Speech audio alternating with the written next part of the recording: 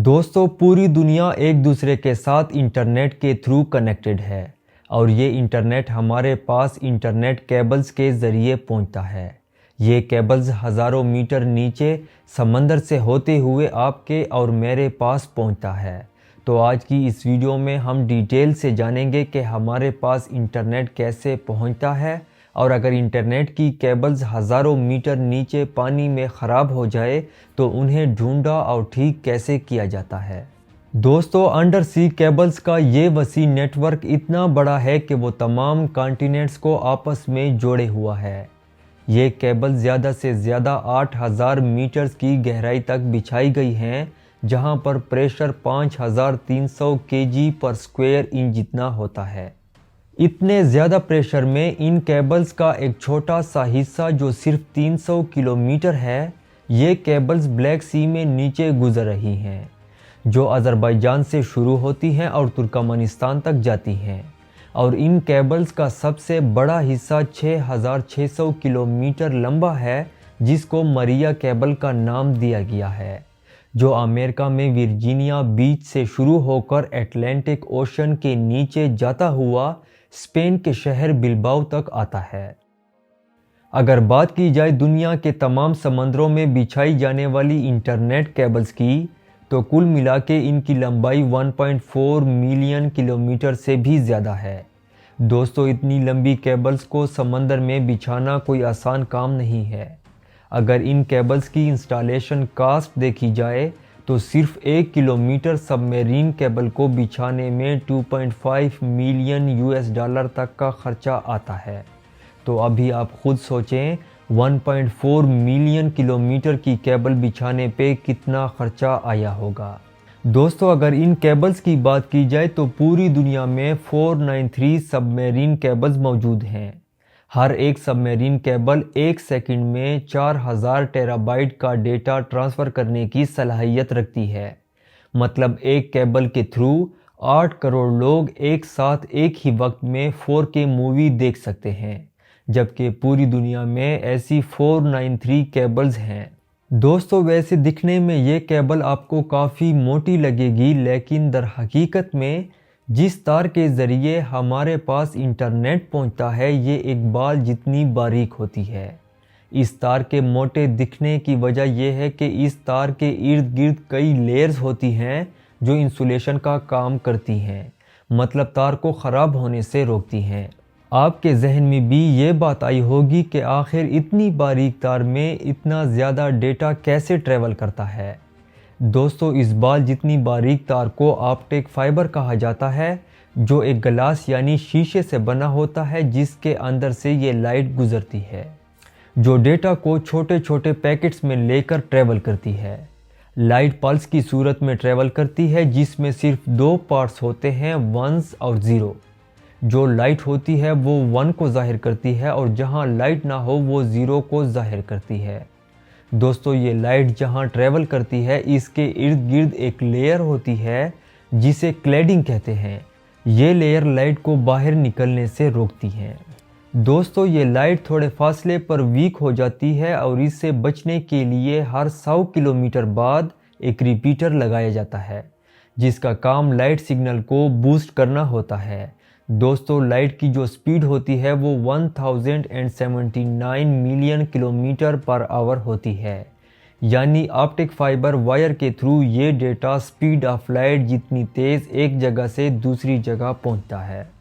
दोस्तों, जैसा कि मैंने आपको बताया है कि ऑप्टिक फाइबर के गिर्द 7 लेयर्स होती हैं, जिनका काम ऑप्टिक फाइबर को महफूज रखना होता है। लेकिन इसके बावजूद भी ये वायर शार्क के काटने या अर्थक्वेक आ जाने से डैमेज हो जाती हैं। यहाँ आप लोग भी सोच रहे होंगे कि इतने बड़े समंदर में, वो भी बिल्कुल नीचे, अगर शार्क ऑप्टिक फाइबर को डैमेज कर लेती है या अर्थक्वेक आ जाने से ये केबल डैमेज हो जाती है, तो इस डैमेज को ढूंढा कैसे जाता है और फिर इसे रिपेयर कैसे किया जाता है। ये जानने के लिए सबसे पहले हम ये देखेंगे कि ऑप्टिक फाइबर को समंदर में बिछाया कैसे जाता है।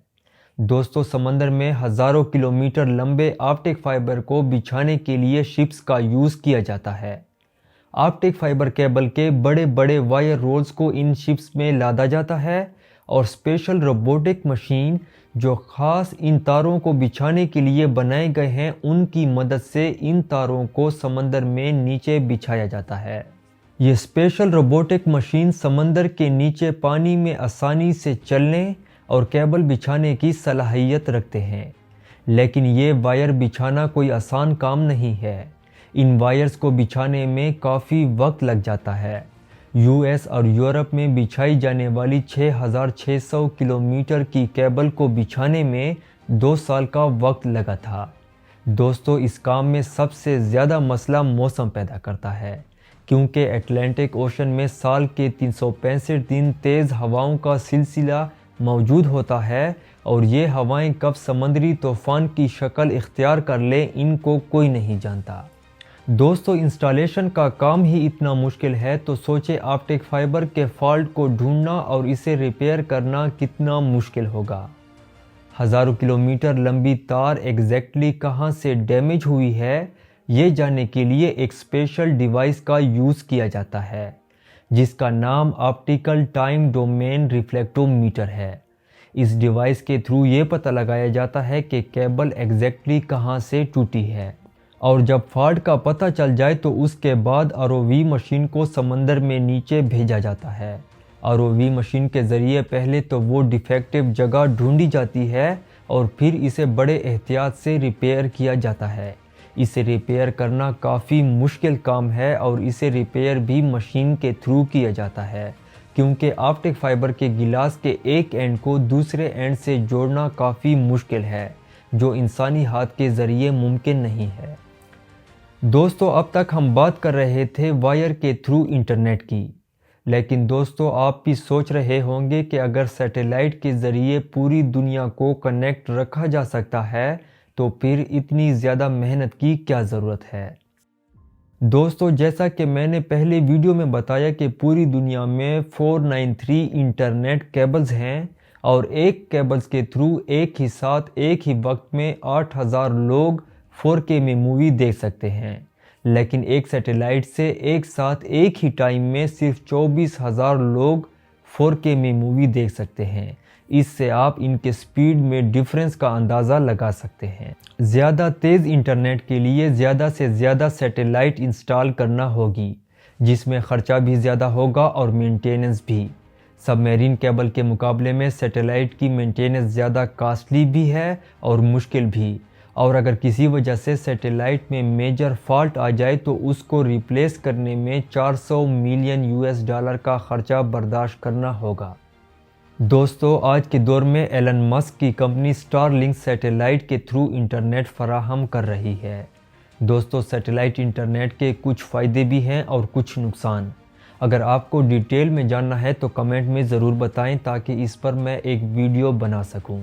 دوستو، اگر ویڈیو اچھی لگی ہو تو ویڈیو لائک اور چینل سبسکرائب کرنا نہ بھولیں۔